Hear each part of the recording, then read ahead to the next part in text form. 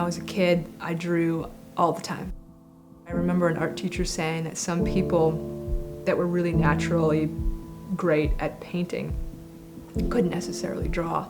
They just had a natural ability to paint. And I thought, uh-oh, what if I'm the opposite and I can draw but I can't paint? I think painting would be great. So I was a little nervous to try it, but when I did eventually try painting, I just fell in love with it. I mean, just completely in love. I remember going to an old junkyard when I was probably in middle school and collecting like license plates and road signs, decorating my room as a kid, and I just thought these things were so cool because they had the story. I thought I'd hit gold because I found an old school bus, and it was a Pennsylvania school bus license plate, and I thought for my little collection that was a great find. Even back in middle school, I liked old things. I liked things that had story. It wasn't until I started putting them in my work that I realized that there's a value in that for other people too. At this point in time, I have a hard time describing my work without using the word collage because it's just become so important in what I do. Gosh, I could be using easily 50 pieces, 50 different things.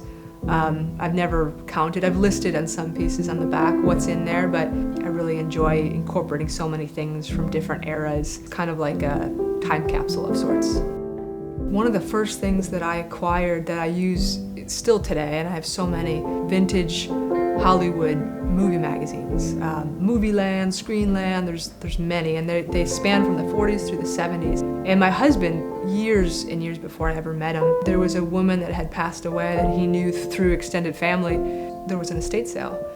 And as it turns out, this woman had vicariously lived through these Hollywood movie magazines. She was obsessed with the story of Liz Taylor and Debbie Reynolds and Eddie Fisher, and she had strong opinions on that, and she X'd out faces, and she checked good articles and bad articles, and she must have read every single article, every page of these magazines. There was thousands.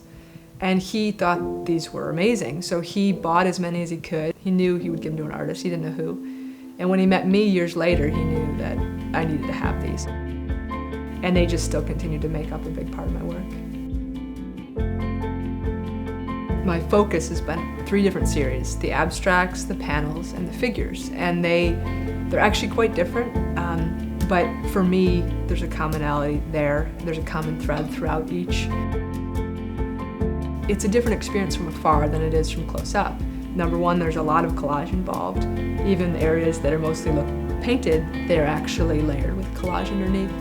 But that's when I think the true treasure hunt begins, where people, I've noticed, they get up to it and they start to find things, and they start to get excited about what they find. And I love to see what people are drawn to and what they get excited about. There's all these textures and colors, and they're rich, and you experience them. They trigger more than one of your senses. I use more that is made from paper than anything else. Old books, old magazines. And part of the reason of that is that I think so many of these things won't be around eventually. They're just not going to be here, and we can easily take them for granted. And so it's not out of disregard that I cut these things up. It's quite the opposite. It's actually that I want to honor them. I think some of these things do trigger things that matter.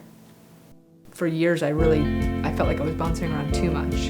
And then I sort of found that could become part of my style, is having different genres within the same work. I kind of need to do these different practices. I need to expand on them. That I've learned so much from all of them, and because they inform one another, it matters to me to keep going. And I think that it betters me as an artist to kind of do all of them. It was a journey for me that I knew I would be an artist, not professionally. I just knew I would be an artist. I would always make art. Professionally came as a surprise, and I'm very grateful.